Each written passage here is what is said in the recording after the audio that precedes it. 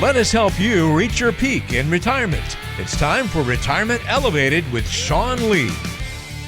Welcome into another edition of the podcast. Thanks for tuning in to Retirement Elevated with Sean Lee and myself.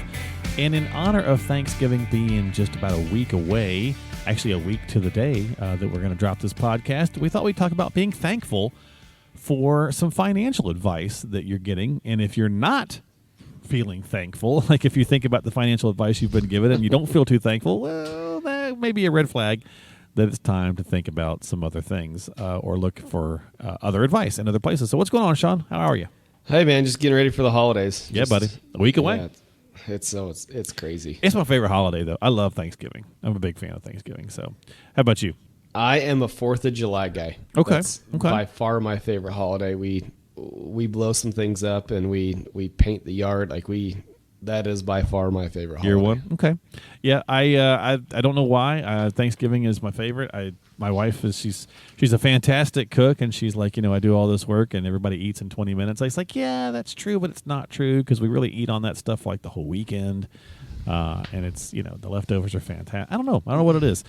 It's normally a good holiday for us, but this year, since my daughter's in the Navy, she's not home. So she's actually just sent us a message. She's just arrived in another country, so she's excited to be spending her Thanksgiving in another country for the first time ever. So that's cool. But we're kind of like, well, okay.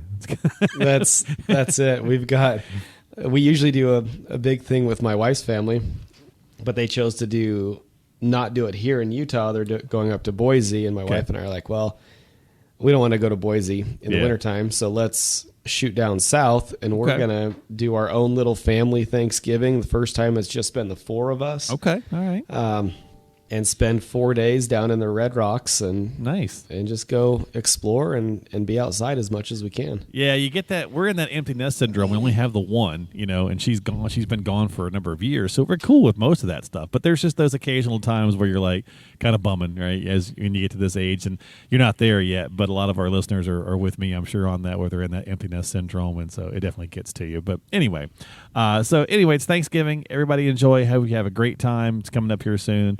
Let's talk about being thankful for some of that financial advice, Sean. And as I said, if you're not, maybe that's an indicator that things are maybe not the right fit for you. So are you thankful for your advisor that maybe is providing you with that, just that comprehensive plan, those solutions that are helping you not only build it, but protect your wealth? I think that's an overlooked component in that is not only the building side, but the protection side. Well, and just the clarity, right? Like if you look at even this year alone, the markets have been difficult. The Fed's decided to raise interest rates. Inflation's running. Yeah, and there's so many things that are out there that the media is just focusing and honing in on. And, that affects the plan. But at the end of the day, if you've got a strategy put in place that's well thought out, that's logical, that's fact-based, that is built exactly how you want it, you can usually weather storms. And I had a review the other day with a client, and they came in and his biggest question was like, Sean, I'm looking to retire in 6 months. How is my plan affected? And we said, okay, well, let's go back and let's look at everything that's gone on this year and how your income sources have been affected. Because 3 years ago, we decided we were going to use some fixed strategies to create income. We're going to use some dividends, and they're going to have Social Security that kicks in. So we had this 3-legged stool all doing different things. And I told him, I said, look, your fixed strategies are doing exactly what we set them up to do. They're ready to go. Your dividend strategy, because interest rates have increased and things like that, are actually paying you a little bit more in dividends than we expected. And you've got your Social Security, which is your secure guaranteed income from the government. So regardless of what the markets have done, regardless of where we are economically, your income sources are still providing what you wanted them to. So go ahead and retire. Yeah. And I think that by having that full planning and focusing on different areas of income, different opportunities to create cash flow and growth, and by putting a real comprehensive plan in place, down markets aren't as scary. Yeah, very true. Well, you mentioned the word clarity a minute ago, and clarity is another point that I have on here. Maybe being appreciative of the clarity that comes with a good relationship. It's not, not just the plan, which is great, the planning process and all that stuff, but the clarity to some of the other things too, right? Like fees, compensations. But I think expectations is the really good one that I like on this particular list, because if you've got good expectations between client and professional, that's going to make the relationship just work a lot better. Well, you want to have clarity on it. Hey, what am I paying my advisor, and am I getting value out of that, right? But I love the expectations part. The families that we work with, they know come January, they know the months throughout the course of the year that I do reviews. They know when their review cycle is going to be.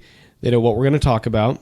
They know how their plan's going to be adjusted if necessary. They know what we're going to do throughout the course of the year as a firm. And then even on the back end, the things that we don't always tell our clients that we're doing, that we're still doing in the background to make their lives easier, better, whatever it may be from a planning perspective. But I think setting expectations with your clients or with your advisor, more importantly, is important. Let your advisor know how often you want to meet. What are those important talking points when you do meet? Are there life changes coming up? So as we look through setting expectations, the more clear we are with what we're trying to accomplish and what our goals are, the better our plan can be and the better the relationship can be. Yeah, definitely. Yeah, and I think expectations is certainly a good one. How about being thankful for the fact that your advisor, hopefully you're working with a fiduciary, and we'll talk about suitable, and fiduciary. Although, Sean, I can never think about trying to explain this without almost slipping into the Tommy Boy reference about the butcher. Yeah, because it's so easy. You could get a good, you get a good look about the steak and all that stuff. If you're not familiar with that scene, go check out Tommy Boy when he's trying to learn how to explain the scene about a butcher. But a fiduciary, right? You just, if you're working with someone who's a fiduciary, they have to do the best interest for you versus suitable, where, let's, for example, Sean, they might have three things available, 3 different ways they could put you into some sort of a vehicle, financial vehicle, and all 3 are technically suitable, but one of those 3 pays the advisor more or puts them in line for a trip or something like that, right? Right. They can put you in that versus the fiduciary has to put you in the best one regardless of what it does for them. Well, there's a moral, ethical, but now a legal obligation to do what's in your client's best interest. And yeah, I mean, when you start to, there's a lot of so-called fiduciaries that are out there that claim to be a fiduciary that will place, a big chunk of assets in whatever product or service. So when it comes to planning, I mean, and understanding what fiduciary means, understanding the type of firms that are fiduciaries, but more importantly, you'll get a pretty good handle on if your advisor's a fiduciary and looking out for your best interest just based on the planning that they do and how those conversations are had. If it's all about you, the client, and how you want to structure your plan and how you want to build it, and then the advisor is the guide, pretty good flag that they're a fiduciary. Yeah. If the advisor is talking about, hey, this product is going to be best for you, this product's going to do that, this is going to do this for you, that's may not be the standard that you're looking for at that point. Yeah, and you want to find that right fit for you, right? And so, and to your point, just ask, right? I mean, there's so many advisors out there that everybody calls themselves an advisor now. So just ask, are you a fiduciary? And, there's nothing wrong with it because there's some times where they can kind of serve both sides there, and you want to just make sure you're working with the right one. So. Right. And I think that kind of fits into the trustworthy, which was next on my list, Sean. Being thankful for a good, trustworthy advisor. And somebody might say, well, that's hard to figure out what that is. But it could be it could be tons of little things. And I think our gut goes a long way for that too, as well. So if you're working with somebody that you feel confident in and you have trust in, that just helps you, that adds to that peace of mind, sleep at night insurance in my mind. Well, I'm a big believer in trust but verify, right? So I'm a pretty trusting guy until I'm not. Right. And, if somebody tells me they're going to do something, and they don't, that trust starts to chip away. So when you start to look at, finding somebody that trusts. Everybody on the surface is trustworthy, right? We've all got licenses. But when you start to look at really that word, what does that mean? Well, in my mind, that means that I'm consistently meeting expectations, and I'm trustworthy in a couple of ways. One, by the way that we plan, but more importantly, by my word. What I say, I want to make sure that I never lose that, that trustworthy type component to it. And that happens when you do what you say you're going to do. If you're gonna send out just a simple form, do it. If you're gonna send an email response, just do it, right? It's not the follow through. Yeah, follow through and follow up builds trust and confidence in somebody. And so when we start to look at that, it's just a matter of, trust but verify. The things that we say that we're going to do are done, and the things that we say are accurate. We want to make sure that if we're going through components of a plan, or we're helping somebody with their life savings, that not only can we show that what we say is trustworthy, but here's the data on the back end to show that it's accurate. Yeah, that's a good point as well. Yeah, I like that. And then I think the final one, and this kind of maybe could lead into the prior there, is the accessibility component. Are you being able to get in contact with your advisor? If so, be thankful for that. I mean, I don't know how many times I've been doing this for 9 years or so, and talking with people, and they're like, yeah, it starts out great, but then sometimes they can't get a hold of them, or whatever the case is. And don't get me wrong, Sean. I mean, you have a business to run. You can't be at every single person's beck and call. You have a lot of clients, but are there regular communications? Are there other things that are providing you various methods of education or information? I mean, for example, even this podcast is an extenuation of the accessibility component. Right. I have a hard time, and I know that it's my own personality, that I've always been raised that if somebody calls you or somebody emails you, it's just respectful to respond. It's just good manners. Right? Right.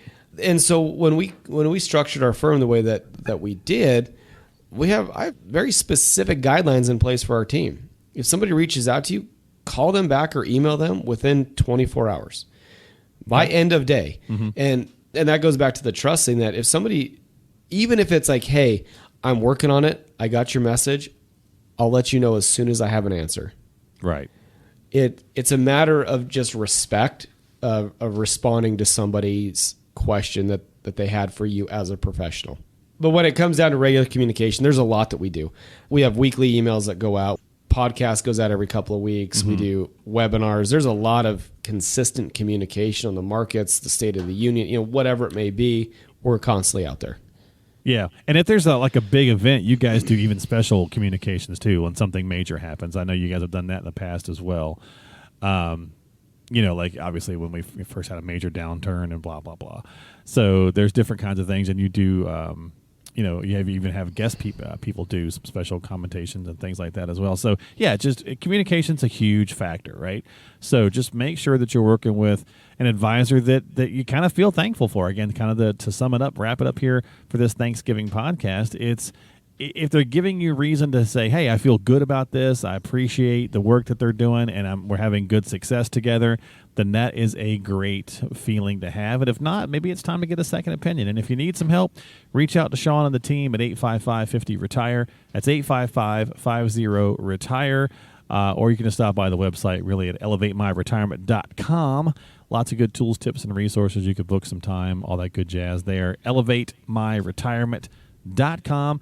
And while you're there, don't forget to subscribe to the podcast on whatever app you like to use, Apple, Google, Spotify, so on and so forth. Sean, thanks for hanging out, my friend. I appreciate your time. I know you said you were a July 4th guy, but what's your favorite Thanksgiving component? What food is the one you look forward to? Oh, man, leftovers. Leftovers? Oh, no, but like turkey or stuffing or cranberry? I love the stuffing. Okay. I'm a brown gravy guy. Okay. And so... and I'll mix it all up. All right. Mashed potatoes, the stuffing, just mix it all up. Just a hodgepodge bowl.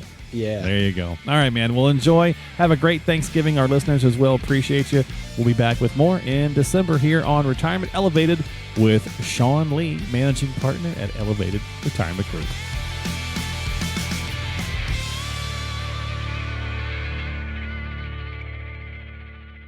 Investment advisory services offered through Elevated Capital Advisors, LLC, an SEC registered investment advisor.